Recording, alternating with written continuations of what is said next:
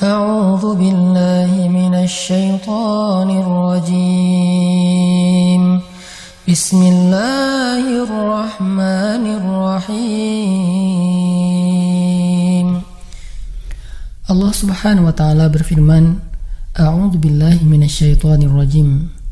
Bismillahirrahmanirrahim. Ya ayyuhalladzina amanu ista'inu bis-sabri was-salah. Innallaha ma'as-sabirin. Innallaha ma'as-sabirin.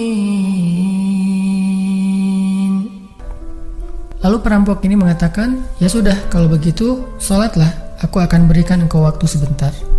Maka pedagang ini pun mendirikan sholat dengan sholat yang sangat khusyuk.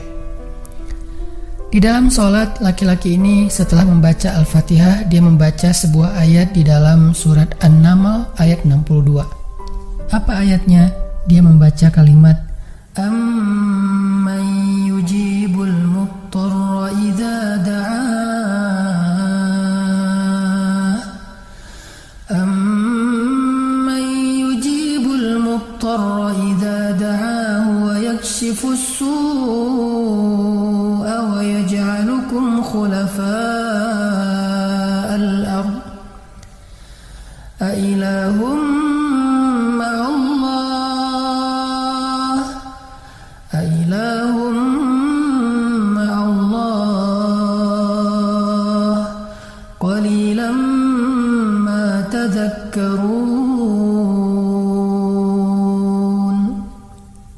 Bukankah dialah Allah yang memperkenankan doa orang yang dalam kesulitan apabila dia berdoa kepadanya, dan menghilangkan kesusahan dan menjadikan kalian sebagai khalifah di muka bumi? Apakah di samping Allah ada Tuhan lain yang patut disembah atau dimintai pertolongan? Sedikit sekali dari nikmat Allah yang kalian ingat. Shadaqallahul azim. Teman-teman yang dirahmati Allah SWT, inilah ayat yang dibaca oleh pedagang tadi ketika dia sholat 2 rakaat. Dia membaca kalimat ini dengan penuh penghayatan dan perenungan. Dia mentadaburi ayat ini. Amma yujibul muttarra idza da'ah wa yakshifus su'. Bukankah dialah Allah yang memperkenankan doa orang-orang yang dalam kesulitan dan menghilangkan kesusahan? Dia menghayati ayat ini. Dia mentadaburi ayat ini, sehingga muncullah rasa yakin di hatinya bahwa harapannya saat ini satu-satunya adalah Allah yang yujibul muttar. Dia dalam kondisi muttar, dalam kondisi kesulitan, dalam kondisi terancam. Muttar itu bisa bermakna terancam, kesulitan, kesusahan, dan berbagai macam makna dari ketidakberdayaan. Siapa yang yujibul muttar? Siapa yang akan memperkenankan doa orang yang tidak berdaya selain Allah? Wa yakshifus su', dan menghilangkan kesusahannya selain Allah? Maka mulai muncullah rasa yakin di dalam hati laki-laki ini setelah membaca ayat tersebut.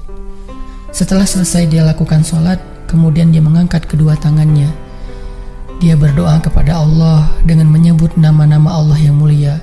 Ya Rabbi, wahai Tuhan yang maha pengasih, wahai Tuhan yang maha penyayang, wahai Tuhan yang memiliki arasy yang mulia, wahai Tuhan yang menampakkan makhluk, wahai Tuhan yang maha mengembalikan, wahai Tuhan yang maha melaksanakan apa yang Dia kehendaki. Aku mohon dengan cahayamu yang memenuhi sudut-sudut arasy-Mu. Hamba mohon kepadamu dengan kekuasaanmu yang menguasai makhluk-Mu, dan dengan rahmat-Mu yang meliputi segala sesuatu. Tidak ada Tuhan yang berhak disembah selain Engkau, ya Allah. Wahai Tuhan yang maha penolong, tolonglah aku. Laki-laki ini berdoa meminta kepada Allah dengan menyebut kebesaran Allah di arasy, menyebut cahaya-cahaya yang dimiliki oleh Allah yang meliputi arasy-Nya yang mulia. Tiba-tiba setelah selesai berdoa, muncullah seorang laki-laki dengan pakaian hijau bercahaya. Dia mengendarai seekor kuda berwarna abu. Dia mengeluarkan pedang. Lalu perampok tadi mencoba untuk menyerang laki-laki berkuda itu. Tetapi laki-laki berkuda itu menendang dengan kudanya sehingga perampok ini terhempas, terjatuh Kemudian laki-laki tersebut membunuh perampok itu seketika. Kemudian pedagang itu bertanya, "Siapakah Tuan?" Lalu penunggang kuda itu menjawab, "Ketahuilah, saya adalah malaikat yang turun dari langit ketiga. Ketika kamu berdoa kepada Allah kali yang pertama, kami para malaikat mendengar suara gemerincing dari pintu-pintu langit. Sehingga para malaikat bertanya-tanya, apa yang sedang terjadi? Tiba-tiba muncullah doamu yang kedua, hingga pintu-pintu langit terbuka dan nampaklah cahaya yang sangat benderang. Dan di doamu yang ketiga, datanglah malaikat Jibril kepada kami seraya berseru, 'Siapakah di antara kalian, wahai para malaikat, yang mau menolong hamba Allah itu?' Lalu aku memohon kepada Allah agar Ia mengizinkanku melaksanakan tugas ini.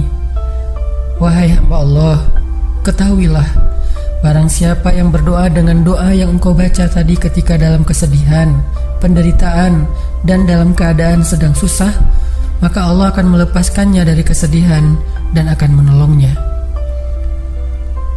Teman-teman yang dirahmati Allah Subhanahu wa Ta'ala, itulah salah satu kisah tentang keajaiban sholat seorang pedagang yang dengan sholat itu Allah Subhanahu wa Ta'ala mendatangkan pertolongan yang luar biasa dalam masalahnya. Pertanyaannya adalah, apa rahasia sholat pedagang itu sehingga Allah mendatangkan malaikat khusus yang menunggang kuda berwarna abu, lalu malaikat ini membunuh perampok yang ingin mencelakai pedagang itu? Salah satu rahasia dari sholat pedagang itu, kata para ulama, adalah dia melakukan ibadah sholat dengan ihsan, seperti yang dikatakan Nabi tentang bab ihsan, "An ta'budallah ka'annaka tarah, fa illam takun tarah fa innahu yarak."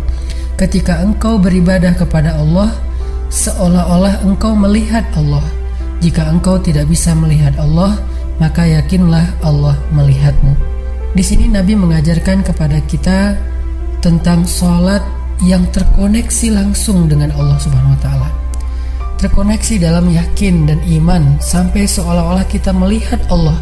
Artinya ketika kita bisa sholat seolah-olah kita melihat Allah, lalu dengan kondisi seperti itu kita meminta pertolongan Allah dengan penuh keyakinan, itulah sholat yang mendatangkan pertolongan Allah. Atau kalau kita nggak bisa membayangkan bahwa kita melihat Allah karena itu memang sulit, maka yakinlah Allah melihat kita, dan itu pasti.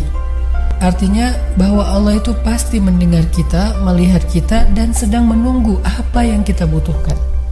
Maka orang yang bisa melakukan sholat dalam keadaan benar-benar seperti sedang bertemu dengan Allah, lalu dia meminta pertolongan Allah Subhanahu wa Ta'ala seperti pedagang tadi, maka sholatnya itulah yang disebut di dalam Al-Quran, "Wasta'inu bis sabri was sholah", sholat yang bisa mendatangkan pertolongan Allah Subhanahu wa Ta'ala. Semakin sering kita melakukan sholat dengan ihsan, benar-benar seperti bertemu dengan Allah Subhanahu wa Ta'ala. Kalau kita nggak bisa ngerasain bagaimana cara menghayati kita melihat Allah, yakinlah Allah melihat kita. Dan kalau kita bisa mendawamkan ini dalam sholat 5 waktu dan dalam sholat-sholat sunnah kita yang lain, terutama sholat tahajud, maka insya Allah sholat kita sudah menjadi jalan keajaiban dalam kehidupan kita.